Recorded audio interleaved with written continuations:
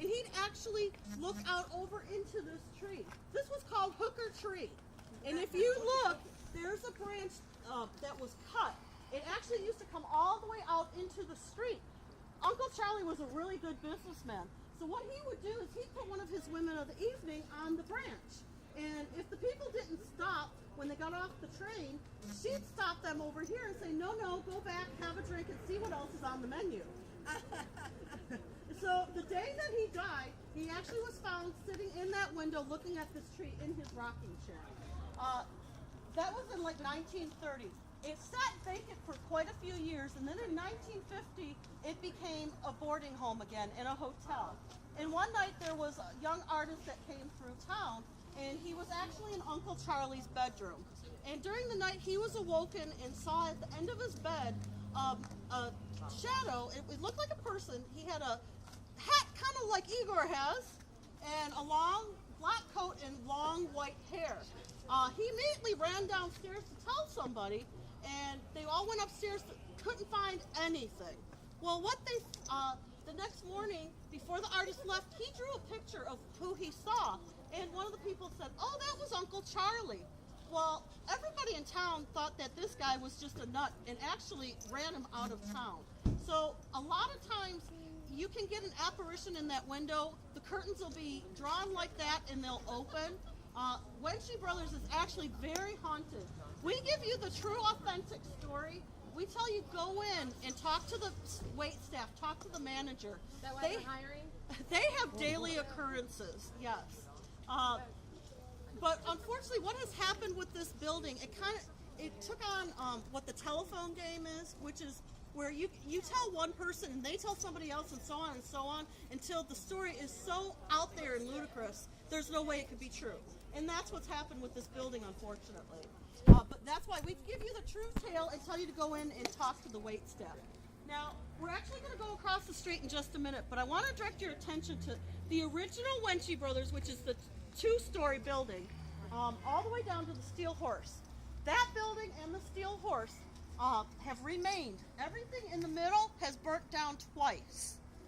And the reason they say that these two stayed is because there's spirits in these buildings.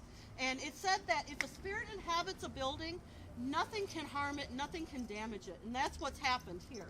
So we're going to come and gather around the front of the Steel Horse. Ma'am, quick question. Yes. Would you say with all the paranormal activity going on out here that there could be like residual energy floating around? Yeah? Yeah. Oh, yes. A lot of people I talk to seem to think that, you know. Yes. I didn't believe it at first until I started having to come on the tours before I could do them. Uh-huh. I have encountered so much stuff. Oh, wow. Oh, yeah. I actually have had a spirit follow me home. Do you ever see like any auras or anything like that? I'm asking. I was out here one night real late, and I seen something kind of like. Well, sometimes you'll see something like out of the corner of your eye, and you'll like second guess yourself. Yeah, That's see something. probably a See, spirit. I thought it was fireflies at first, Yes. you know, because it was green. Yes, You know, but that's it just exactly. they were bigger than fireflies and moved. Right. You know, completely unlike them. If you want to stop here, can anybody guess what this building might originally have been? You are very correct. But before that, it was the first jail in Old Town Spring.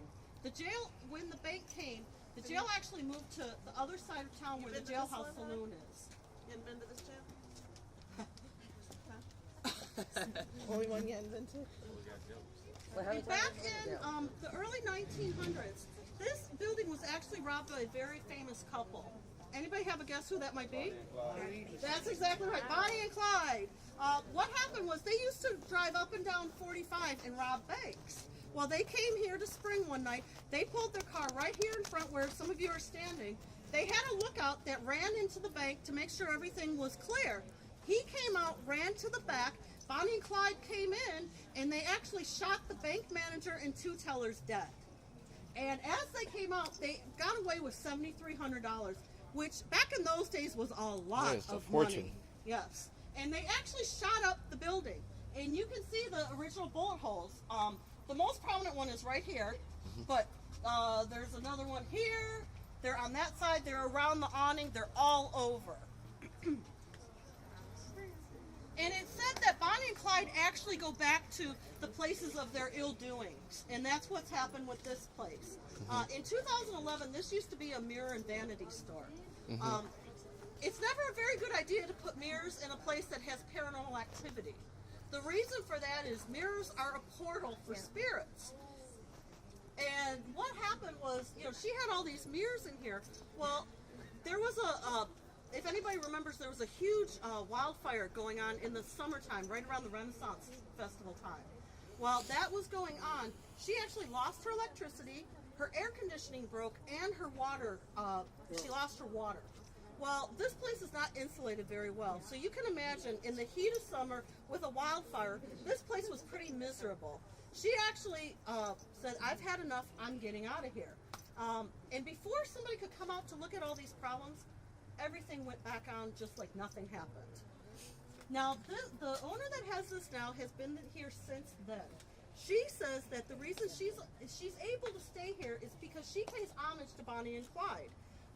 If you look straight back, there's a pink chandelier. To the right of that is actually where the bank vault used to be. And she has all kinds of photographs of Bonnie and Clyde. You can go in there and see it and take pictures. We get a lot of apparitions in here. And what I do need to warn you though, Shapers. if you get an apparition, just look around you though and make sure it's not somebody that's in back of you, because we have had that happen. But this building has a lot of activity. So I'm gonna let you guys take some pictures and then we're gonna go to our next stop.